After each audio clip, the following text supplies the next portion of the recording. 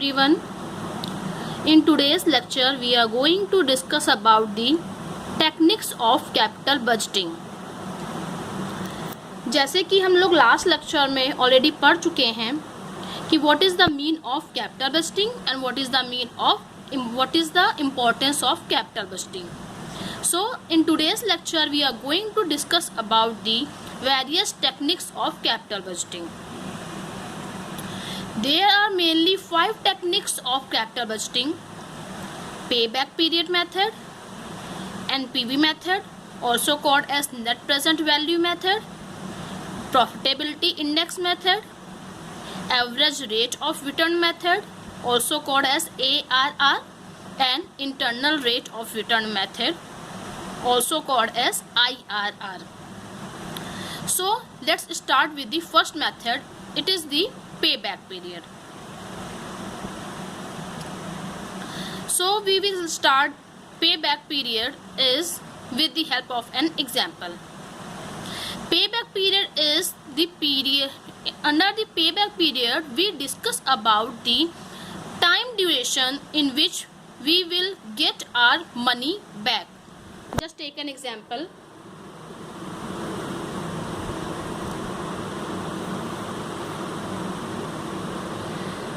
यहाँ पे हमारे पास एक एग्जाम्पल है जिसपे हमारे पास कैपिटल आउटफ्लो दिया हुआ है, दैट इज दी 2 लाख।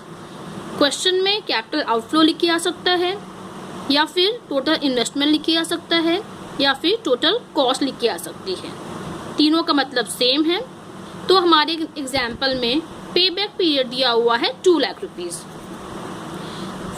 और कैपिटल इनफ्लो दिया हुआ है फर्स्ट ईयर में 50,000, सेकेंड ईयर में 40,000, थर्ड ईयर में 60,000, फोर्थ ईयर में 80,000 एंड फिफ्थ ईयर में 50,000. And question is calculate payback period. Now let's start with the answer. सबसे पहले हम इस तरह से एक इनफ्लो की टेबल बना लेंगे और जो भी हमें इनफ्लो दिए हुए हैं हम उनकी वैल्यूज को यहाँ पे लिख देंगे। फर्स्ट ईयर में 50,000, 40,000, 60,000, 80,000 एंड 50,000। उसके बाद हमें इसका क्यूमुलेटिव फ्लो निकालना फैक्टर निकालना पड़ेगा। क्यूमुलेटिव का मतलब होता है कि उसको नेक्स्ट वैल्यू को हम लास्ट वैल्यू में ऐड कर देंगे। फॉर एग्जांपल फर्स्ट ईयर का 50,000 था तो 50,000, सेकेंड ईयर में हम इस पर 40,000 ऐड कर देंगे तो 90,000, थर्ड ईयर में हम उस पर 60,000 ऐड कर देंगे, 90,000 में 60,000 ऐड कर देंगे तो 1,50,000, फिर 1,50,000 में हम 80,000 ऐड कर देंगे, देन 2,30,000, फिर इस 2,30,000 में हम 50,000 और ऐड कर देंगे तो हो जाएगा 2,80,000. So this is the value of cumulative flow. अब हमें क्या करना है, जैसे कि क्वेश्चन में दिया हुआ है हमारा कैपिटल आउटफ्लो है 2 लाख. दिस मीन हमें कैलकुलेट करना है कि कितने टाइम ड्यूरेशन में हमें हमारा ये कैपिटल आउटफ्लो वापस मिल जाएगा, कितने टाइम पीरियड में हमें ये 2 लाख रुपए रिटर्न में मिल जाएंगे. अगर अब हम इस टेबल को देखें तो 3 इयर्स में हमें 1,50,000 मिले हैं और 4 ईयर में हमें 2,30,000 मिले हैं. दिस मीन कि हमें जो अपना 2 लाख रुपीज़ वापस चाहिए उसके लिए हमें 3 इयर्स और 4 इयर्स के बीच का ड्यूरेशन में हमें वो रुपीज़ मिलेंगे, क्योंकि 2 लाख रुपीज़ 1,50,000 एंड 2,30,000 के बीच में कहीं आ रहा है. तो हम इन दोनों वैल्यूज़ को मार्क कर लेंगे.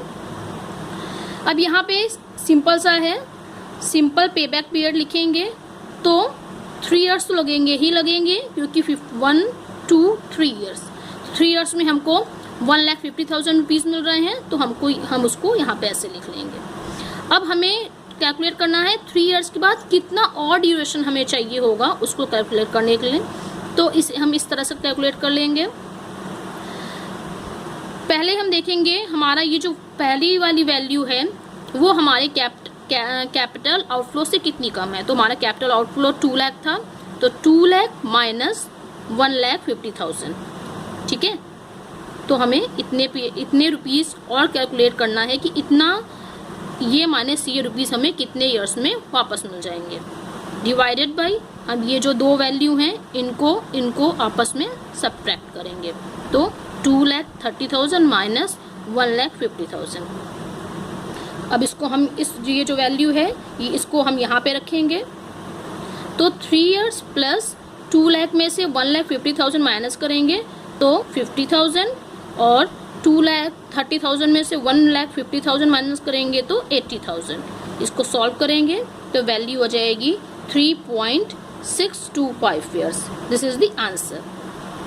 So this is the numerical of the simple pay back period. आपको अगर सिंपल पे बैक पीरियड का पूछा जाएगा तो आपको इस तरह से सॉल्व करना है। ये आपका एक वर्किंग नोट है, ये हमने अपनी सुविधा के लिए यहाँ पे सॉल्व कर लिया है, अदरवाइज इसको आपको डायरेक्टली यहीं पे सॉल्व करना है। ठीक है, तो इस तरह से हमारा हो जाएगा सिंपल पे बैक पीरियड का कोई भी न्यूमेरिकल होगा आप उसको सॉल्व कर सकते हैं। सेकेंड थिंग, कभी कभी जो क्वेश्चन आते हैं उस पे आपको पूछ लिया जाता है, उस पे आपको डिस्काउंटेड पे बैक पीरियड पूछ लिया जाता है। डिस्काउंटेड पे बैक पीरियड, अब यहाँ पे आपको ये बात ध्यान पे रखनी है कि आप नहीं, उससे पहले हम एक और न्यूमेरिकल देखते हैं। इस पे दिया हुआ है हमारा आउटफ्लो दिया हुआ है 2 लाख रुपीज एंड इनफ्लो दिया हुआ है 60,000 rupees per year for 5 years. तो हमें कैलकुलेट करना है कि हमें कितने ईयर्स पे हमारा जो कैपिटल आउटफ्लो है वो हमें वापस मिल जाएगा। सो इन दिस केस जहाँ पे हमारा कैपिटल इनफ्लो इक्वल होता है, हर ईयर के लिए इक्वल होता है, उसको सॉल्व करने के 2 मेथड्स हैं। पहला तो हम वही वाला लगा सकते हैं, मेथड यूज कर सकते हैं जो अभी हमने यूज किया है, उसी तरह से जो हमने सॉल्व किया था। कैपिटल इनफ्लो में यहाँ पे 60,000 60,000 60,000 60,000 इस तरह से हम पूरा सॉल्व कर सकते हैं, या फिर हमारे पास एक सिंपल भी मेथड है जिसपे हमारा सीधा सीधा हम फॉर्मूला लगा सकते हैं, simple pay back period equals to outflow divided by annual inflow. Outflow is 2 lakh rupees and annual inflow is 60,000, तो वैल्यू आ जाएगी 3.33 ईयर्स। दिस मीन कि हमारा पे बैक पीरियड आ जाएगा 3.33 years. Next is discounted pay back period. Discounted pay back period में क्या होता है, हमें कुछ इन्फ्लेशन रेट दिया होता है। इन्फ्लेशन रेट का मतलब होता है कि जैसे जैसे टाइम बीतेगा जो मनी है उसकी वैल्यू कुछ और होगी। फॉर एग्जांपल अगर आज की डेट पे 3 लाख रुपीज़ बैंक में इन्वेस्ट करिए और इन्फ्लेशन रेट 10% हो तो नेक्स्ट ईयर आपको उसका 3,30,000 हो जाएगा। 3 लाख का 10% मीन्स 30,000 और 3 लाख प्लस 30,000 तो 3,30,000। सो कुछ क्वेश्चन ऐसे होते हैं जहाँ पे आपको डिस्काउंटेड पे बैक पीरियड पूछा जाता है। अब यहाँ पे क्वेश्चन पे ध्यान देने की ज़रूरत है, जब आपके एग्जाम पे न्यूमेरिकल आएगा तो आपको ध्यान रखना होगा कि आपसे वहाँ पे उन्होंने सिर्फ पे बैक पीरियड पूछा गया है या फिर मेंशन है कि आपको discounted pay back period calculate करना है। हम इसको एक एग्जाम्पल की हेल्प से समझते हैं।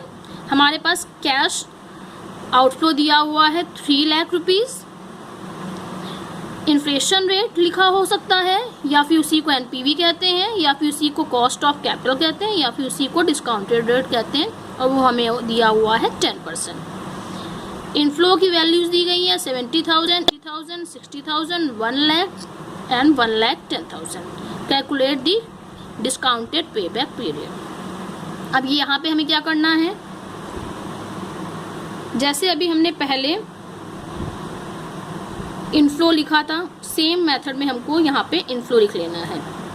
अब क्योंकि यहाँ पे हमें जो मेथड करना है वो यहाँ पे हमें इन्फ्लेशन रेट दिया हुआ है, इसलिए हम इन वैल्यूज़ की प्रेजेंट वैल्यू फैक्टर कैलकुलेट करेंगे। अब ये कैसे करेंगे, जो बुक्स होती हैं उन पे पीछे ये वैल्यू दी होती हैं, बट एग्ज़ाम में आपको ये वैल्यूज़ नहीं दी होंगी, तो उसके लिए आपको ये वैल्यू कैलकुलेट करनी होगी। कैसे करेंगे, हमें इन्फ्लेशन रेट दिया हुआ है 10%, तो 10% का मतलब हो गया इस पे हम 1 ऐड कर देंगे। हम यहीं पे सॉल्व करके आपको दिखा देते हैं। जैसे कि यहाँ पे लिखा हुआ है 1 प्लस 10%, तो 10% का मतलब हुआ 1 प्लस 10 का परसेंट का मतलब होता है 10 divided by 100। This mean 1 plus 0.1 equals to 1.1। ठीक है, आपको 1.1 का निकालना है। आपको जो 1.1 का निकालना है 1 ईयर के लिए, फर्स्ट ईयर के लिए, फिर सेकेंड ईयर के लिए, फिर थर्ड ईयर के लिए, फिर फोर्थ ईयर के लिए और फिफ्थ ईयर के लिए। अब आप इसको कैसे कैलकुलेट करेंगे? बहुत ही सिंपल है। अपना कैलकुलेटर लीजिए, उस पर टाइप करिए 1.1 डिवाइडेड बाई और इक्वल टू। ठीक है, हम फिर से बताते हैं आपको क्या करना है। यहाँ पे आपको अपना कैलकुलेटर लीजिए और वहाँ पे आपको लिखना है 1.1, उसके बाद डिवाइडेड का सिंबल लगाइएगा और उसके बाद इक्वल्स टू का सिंबल लगा दीजिएगा। आप देखेंगे आपके कैलकुलेटर में वैल्यू आ जाएगी 0.909। फिर सेकेंड टाइम अगर आप इक्वल टू की टैब को प्रेस कर देंगे तो आपकी वैल्यू आ जाएगी 0.826। थर्ड टाइम कर देंगे तो आ जाएगी 0.751। इसी तरीके से हमने ये वैल्यू कैलकुलेट कर ली है 0.909, 0.826, 0.751, 0.683, 0.621। यहाँ पे हमें 10% दिया था, इसलिए हमने 10% के लिए कैलकुलेट किया है। अगर आपको यहाँ पे 15% दिया होता तो 15% के लिए ये सॉल्व करेंगे तो 1.15 आ जाता। 1.15 को कैलकुलेटर में टाइप करके फिर डिवाइडेड बाई इक्वल प्लस करते तो आपको उसकी वैल्यूज आ जाती और यहाँ पे आप उसको वैल्यूज को लिखना है। मीन्स आपको यहाँ पे टेबल की जरूरत ही नहीं पड़ेगी, आप खुद से इस वैल्यूज को सॉल्व कर सकते हैं। ओके, अब आपको क्या हुआ, इन्फ्लो दिया हुआ है, आपने प्रेजेंट वैल्यू फैक्टर कैलकुलेट कर लिया है। अब इसकी हेल्प से आपको प्रेजेंट वैल्यू कैलकुलेट करनी है। तो क्या करना है, आपको इससे मल्टीप्लाई करना है और वैल्यू रखते जाना है। इस तरह से आपको ये सॉल्व कर देना है। ठीक है, अब हमारे पास यहाँ पे प्रेजेंट वैल्यू आ गई। अब यहाँ तक के स्टेप हमने ये कैलकुलेट कर लिया है। अब इसके बाद का स्टेप सेम है जो हमने सिंपल पेबैक मेथड में यूज़ किया था। जैसे हम आपको दिखाते हैं, सिंपल पेबैक पीरियड में यहाँ पे आपको दिया था, उसके बाद आपको क्यूमुलेटिव फ्लो कैलकुलेट किया था। तो यहाँ पे भी सेम मानिए कि ये जो पी वैल्यू यहाँ पे आई है वो सेम है जो आपके क्वेश्चन पे वहाँ पे दिया हुआ था। अब इसकी हेल्प से आपको CF निकालना है, क्यूमुलेटिव फैक्टर निकालना है। क्या करेंगे, उसकी वैल्यूज़ को ऐड करते जाएंगे। पहली वैल्यू ये है, उस पर ये ऐड कर देंगे तो ये वैल्यू आ जाएगी। इस वैल्यू में ये वैल्यू ऐड कर देंगे तो ये आ जाएगी। इस वैल्यू में ये ऐड कर देंगे तो ये आ जाएगी। इस वैल्यू में ये ऐड कर देंगे तो ये आ जाएगी। और आप इसको रीचेक भी कर सकते हैं, जब ये सारी वैल्यूज़ को आप ऐड ऑन करेंगे तो जो ये आंसर आएगा दैट इज़ द सेम, ये और ये वैल्यू सेम है।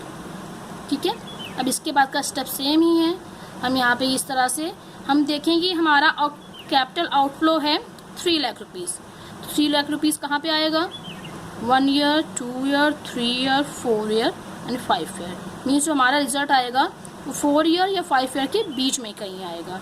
ठीक है, तो हम यहाँ पे लिख लेंगे डिस्काउंटेड पेबैक पीरियड, तो 4 ईयर प्लस, अब क्या करेंगे, यहाँ पे जो हमारा आउटफ्लो था माइनस कितनी कमी है, आउटफ्लो में से ये वाली वैल्यू माइनस करेंगे, डिवाइडेड बाय इन दोनों वैल्यू को आपस में सेपरेट करेंगे, जो क्रिएटिव वैल्यू है उसको यहाँ रखेंगे, डिवाइडेड बाय उसको माइनस कर देंगे इस वैल्यू को, तो हमारी वैल्यू आ जाएगी। इस तरह से हमारा ये करके सॉल्व हो जाएगा 4.833 ईयर्स। ठीक है, तो ये हमारा यहाँ पे आंसर आ जाएगा। आप इस बात का ध्यान रखिएगा कि क्वेश्चन में जब डिस्काउंटेड पेबैक पीरियड पूछा जाए